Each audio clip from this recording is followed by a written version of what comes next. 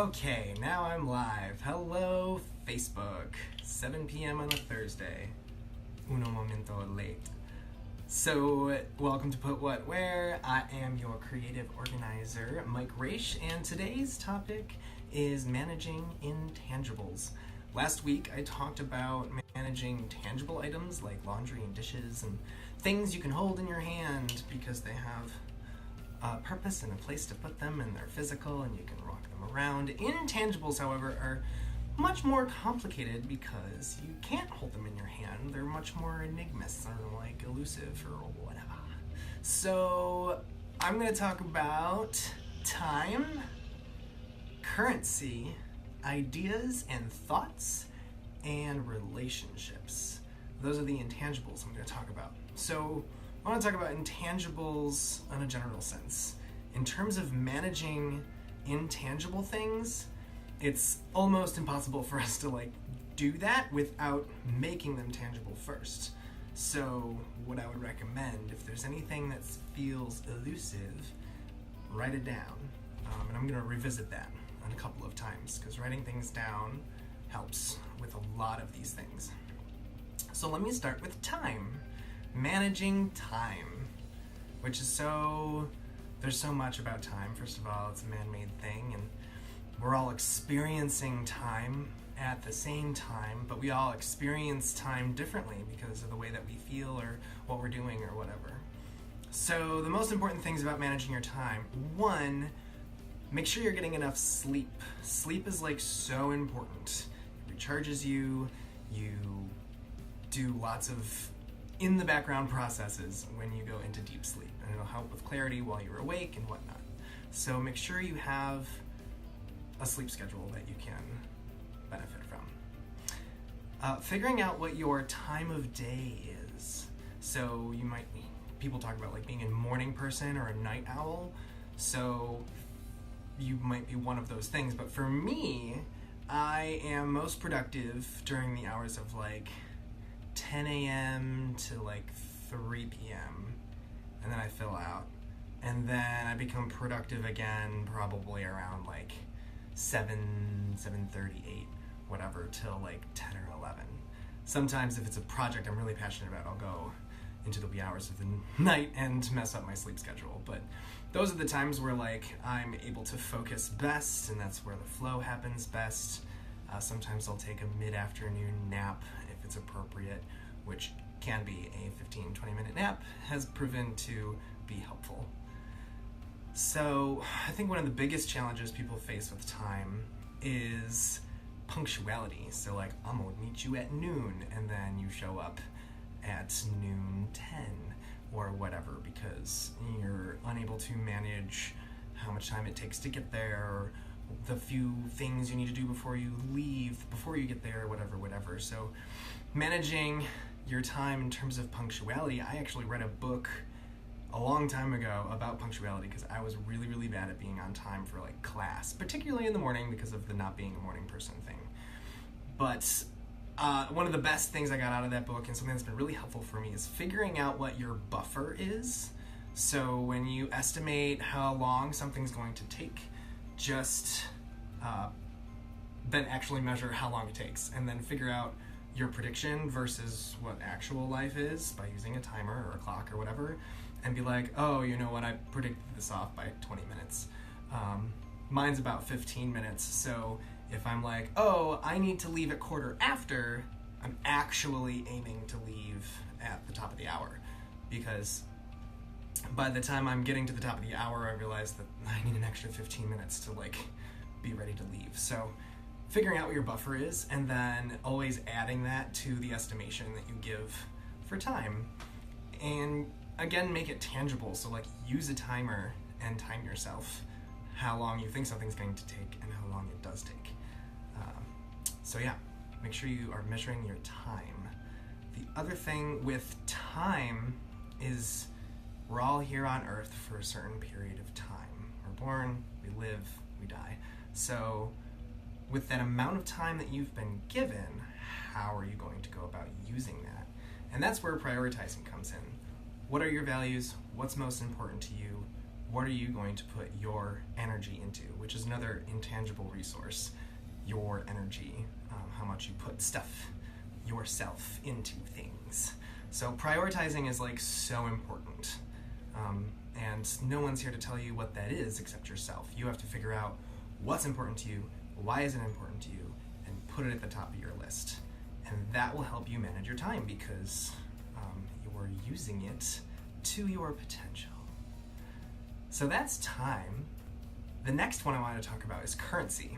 So like money and like cash, is tangible. You can walk around with paper money and coins. But we kind of live in a world where we're really just talking about currency, like the value of the paper and the coin. So managing the intangible value of your finances. This is really pretty black and white.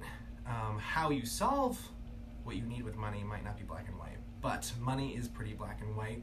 It's a number. You count what the income is, you count what your expenses are, and you figure out what direction you're headed in. And if you're headed in a negative direction, then you have to ask yourself, how do I make more money? And how do I spend less money? I find it easier to spend less money than to make more money, but that's me. But you need to figure out what the balance is, because if you make more, then you can spend more, and that's all well and fine. But the constant consumerism isn't going to necessarily make you happy.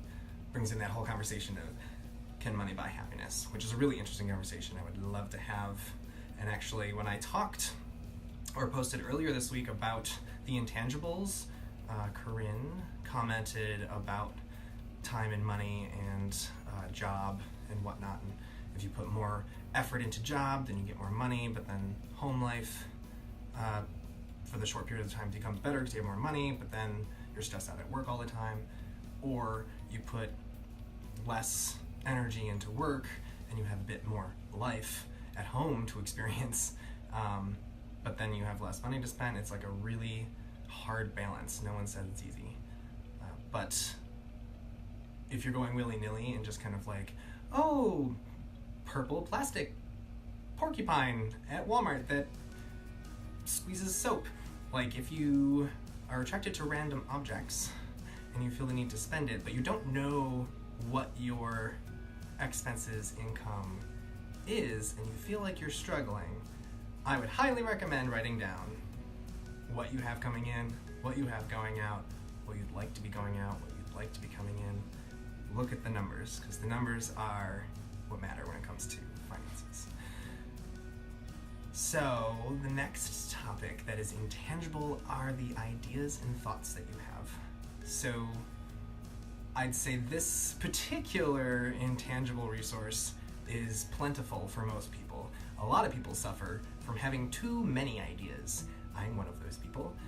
Just mind racing. These kinds of people also probably suffer from insomnia and fantastical daydreaming and all sorts of fun stuff. People that ideate and come up with ideas and fantasize and blah, blah, blah, but sometimes it could drive you nuts because you got so many.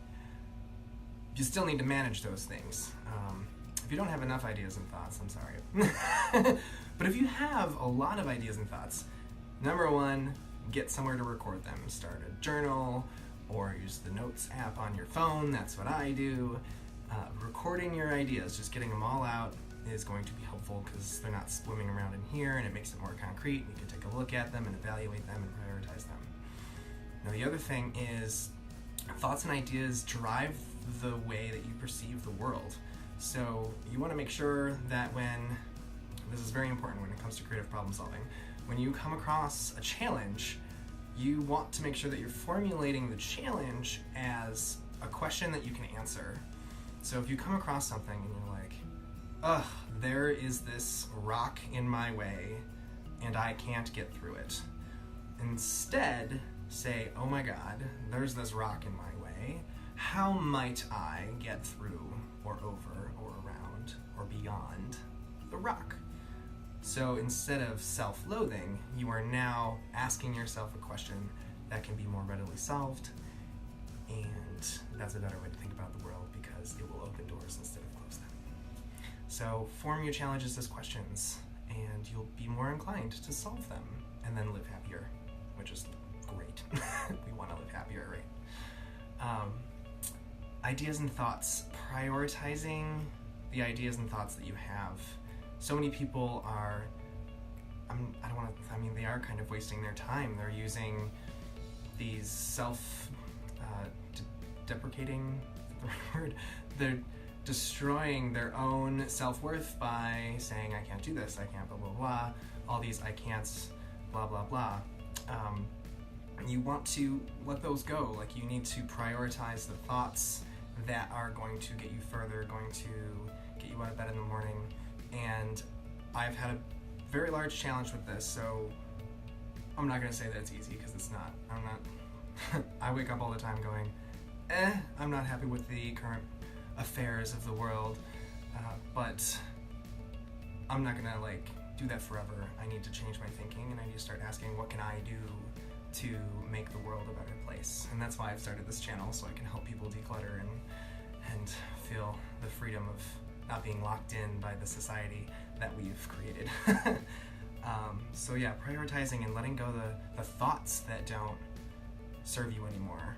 The thoughts is another thing. Like, letting go of the items in your life that don't serve you is huge, but letting go of the thoughts that don't serve you can be even bigger, and the processes generally work simultaneously. So when you work through the stuff, you're also working through the thoughts, and it's really, really a cool process. Sometimes painful, but worth it, because you'll come out the other side a better person. A couple more things about ideas and thoughts. If you have a hard time channeling, focusing, like I do, 2 huge recommendations. Number 1, I just half Spanished that. Meditate. Headspace is a great free app that you can download that'll allow you to learn how to meditate, and he'll talk you through it, and then you can start practicing it on your own. Actually, while he's teaching it, you are meditating. So highly recommend meditating, because it will help you calm and channel and narrow in your focus, and it really makes the rest of your day feel a little bit lighter. So the oxygen really helps. Also, the second thing about ideas, thoughts, especially if you claim to be ADD or ADHD, read more. And I think everyone that doesn't like reading is going to hate me for saying that, but seriously, I didn't really care for reading. I finally read a book that I enjoyed, but it was really hard for me to get through. I am not a very good focuser.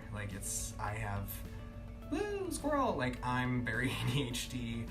I've never been tested. It's never really impeded my academics, which is why I don't think it's ever been whatever, but it did affect some of my relationships.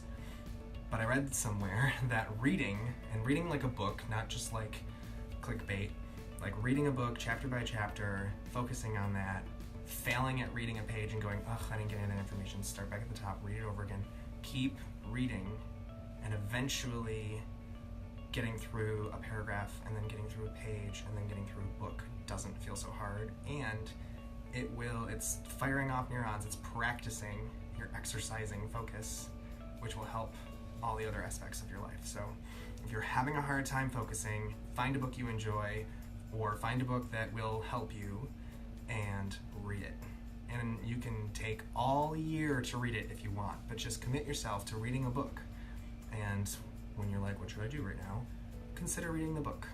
You don't have to read it every day. Make it a habit, but read. Please read. It's really, really, really helpful for all the things.